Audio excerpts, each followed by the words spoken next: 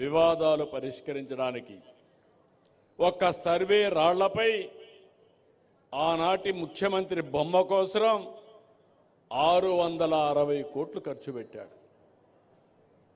660 కోట్లు పెడితే ఒక మెడికల్ కాలేజ్ రెండో ఒకటి అయి ఉండేది కదా, ఎందుకు పెట్టలేదు?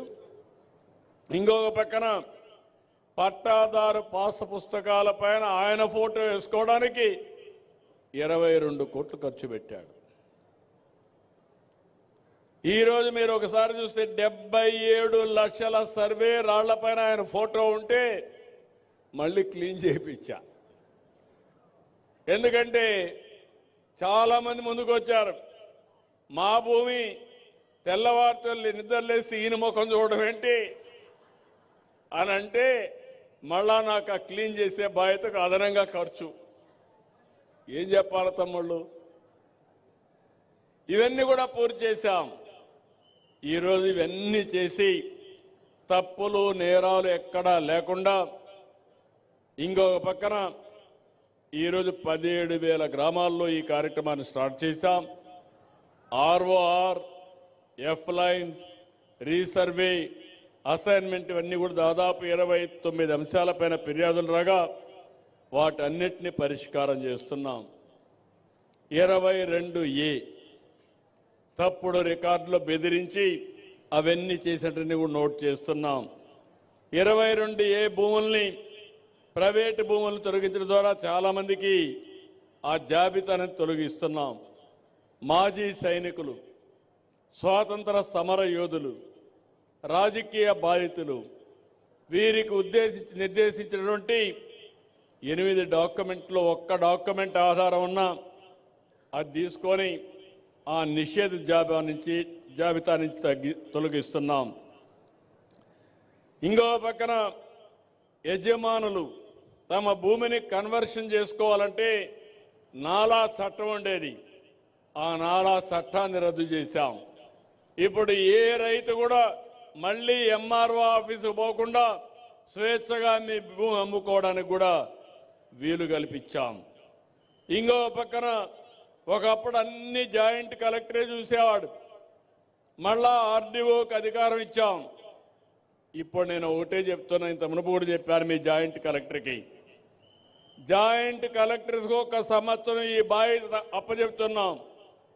ప్రతి నెల నేను మిమ్మల్ని అందరినీ కోరుతున్నాం, ఇప్పుడు మీకు పట్టాదారు పాస్ పుస్తకం ఇచ్చాం. ఇచ్చిన తర్వాత IVRS అడుగుతున్నాం. తప్పులు చెప్పొద్దండి. ఏదైనా నేను అభిప్రాయం అడిగితే వాస్తవాలు చెప్తే మెరుగైన పరిపాలన ఇవ్వడానికి అవకాశం వస్తుంది. మీరు ఒక్క విషయం గుర్తుపెట్టుకోవాలి, ఈ ప్రభుత్వం ఇంతవరకు చాలా తప్పులు తొందరపాట్లు జరిగాయి.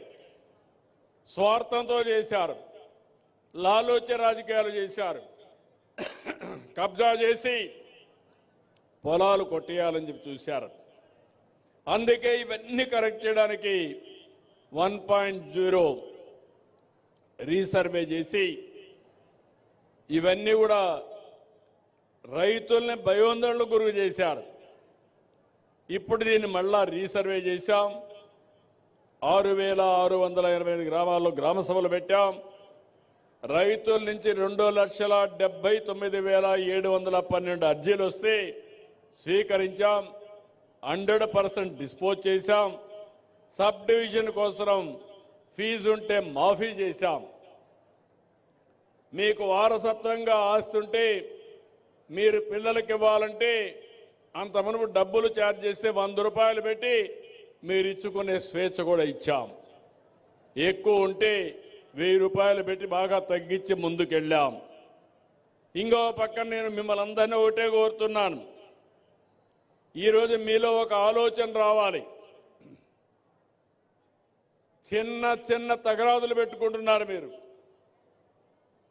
అన్నదమ్ములు, తల్లి కొడుకులు, తల్లి కూతుర్లు 1 సెంటు విషయంలో గొడవపడి పోలీస్ స్టేషన్కి పోతున్నారు. దీనివల్ల నష్టపోయేది మనమే, గౌరవం పోయేది మన కుటుంబాంది. మన బంధువుల మధ్య ఉండే తగరాదులు కూడా మనం పరిష్కారం చేసుకోలేకుండా నేను ఎక్కడ పోయినా నాకు ఇచ్చే పరిస్థితికి వస్తున్నారు. నేను ఒక్క విషయం చెప్తున్నాను, నేను కూడా మీ మారి గ్రామం నుంచే వచ్చా. నేను చిన్నప్పుడు మా నాన్నకు ఒక మాట చెప్పా, దాయాదుల మధ్య బంధువుల మధ్య పొలాల మీద గట్ల కోసం మనం కొట్లాడుకోవడం కరెక్ట్ కాదని. ఒక 5 సెంట్లు పోయినా పర్వాలేదు కానీ ఆ 5 సెంట్ల కోసం పోలీస్ స్టేషన్ పోయి కోర్టుకు పోతే మన శక్తి అంతా పోతుంది, మనశ్శాంతి ఉండదు, మన జీవితం నరకం అవుతుందని ఆ రోజు చెప్పా. మా తండ్రి ఎక్కడా గొడవ పెట్టుకో